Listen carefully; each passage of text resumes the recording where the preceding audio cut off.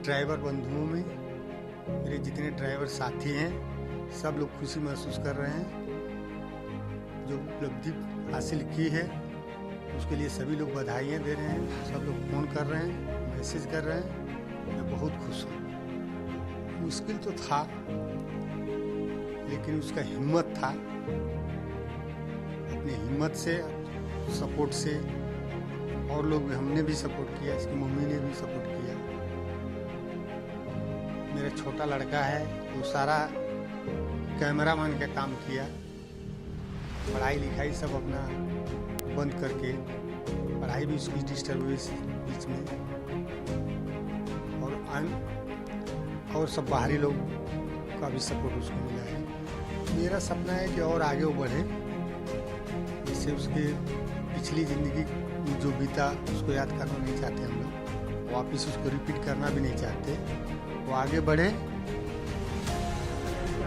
तो पढ़ाई करते समय ही मॉडलिंग भी करती थी, रात में कॉल सेंटर में जॉब भी करती थी, और जॉब करते हुए टाइम्स ऑफ इंडिया के जो लोअर परेल में जहाँ इसका होता है वहाँ पे वो कोई भी फंक्शन होता था उसको अटेंड करती थी।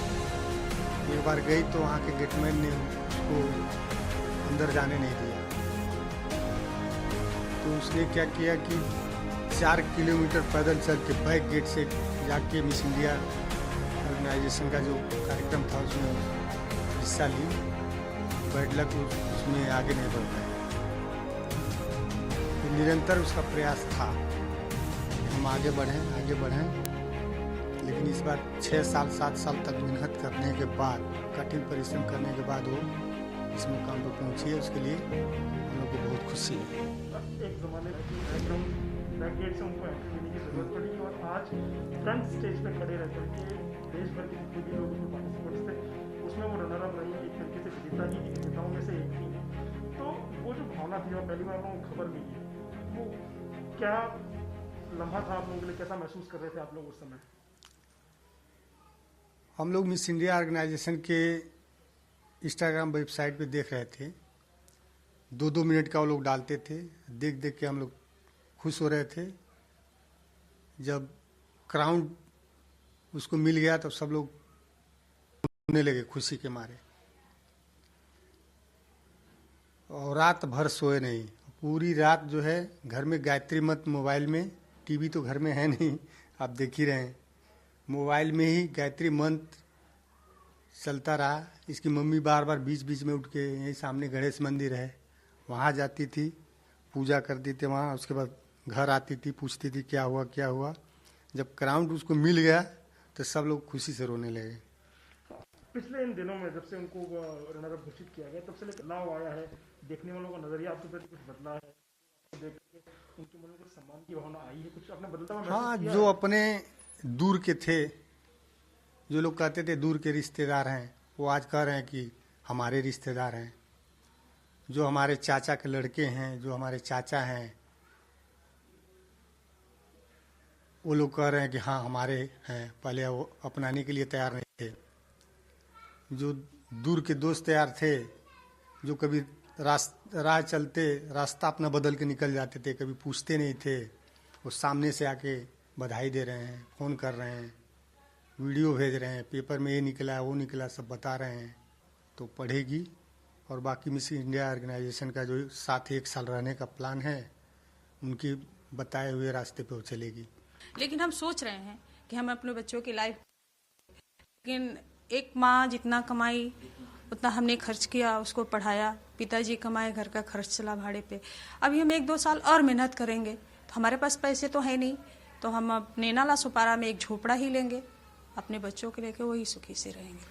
आगे यही हमारी मैं आपसे भी यही लेकिन फ्लैट लेने के लिए तो हमारे पास औकात नहीं है कि हम अपने बच्चों को फ्लैट ले करके दें, लेकिन ये अपने अंदर ये रखते हैं, आत्मा को शांति देते हैं कि 2 साल बाद हम कहीं ना कहीं झोपड़ा लेके एडजस्ट हो जाएंगे। जितनी हमारी सोच है उतना ही तक हम ये कर सकते हैं। जिंदगी बदलते दिनों में क्या बदला है आपकी जिंदगी, बदलाव के प्रति आपने क्या महसूस किया? हाँ, लोगों की रवैया बदल गई है, क्योंकि जो लोग हम लोग को देख करके रास्ता वो लोग बदल देते थे, वो लोग सामने से हम लोग को कॉल करते हैं।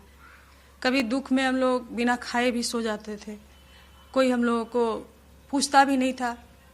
ठीक है, हम लोग किसी से अगर हेल्प भी मांगे तो सामने वाला मना कर देता था। आज भगवान ने हमें हमारी बेटी को कामयाबी तक पहुंचाए, हमें हिम्मत दे कि हर माँ बाप ऐसे ही अपने बच्चों को कामयाबी तक, बुलंदियों तक पहुंचाने की कोशिश करें। आप लोगों के लिए कैसा रहा ये पूरा सफर? किस तरीके से लेकिन सफर किया? बच्चे अगर चाहें कि हम चांद को हम छू सकते हैं, तब माँ बाप कभी अपने बच्चों को समझाएं कि ठीक है, समय आने दो, हम अपना कोशिश जारी करेंगे।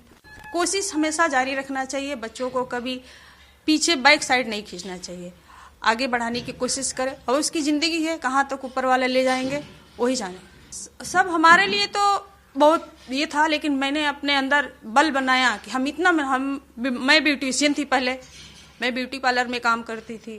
पहले हमने एक लाइन बनाया अपना, होम सर्विस में करती हूँ, अभी भी करती हूँ, पहले भी मैं करती थी। मैं सुबह 5 बजे उठती हूँ, घर पे खाना बनाती हूँ, काम करती हूँ अपने हाथ से, फिर खाना बना के मैं 7 बजे घर पे क्लाइंट के घर पे मैं काम करने जाती हूँ। मैनिक्योर, पेडिक्योर, हेयर का, ब्यूटी का सब काम करती हूँ। फिर वहाँ से जो हमारे पैसे आते हैं वो घर का खर्च चलता है, जो हमारा पेमेंट मिलता है उसे हम रेंट देते हैं, और जो उससे भी बचता है तो हम अपने बच्चों को पढ़ाई लिखाई जो भी है वो हम करते हैं। लेकिन मेरी बेटी 14 साल की उम्र से उसने हमें देखा इतना स्ट्रगल करते हुए, तो उसने भी मुझे सपोर्ट किया कि ठीक है मम्मी, हमारा कपड़े ऐसा है वैसा है, हम लोगों के बीच रहते हैं, हम ही कमाएंगे। तो मेरी बेटी पहला पिज्जा हट में काम करना चालू किया।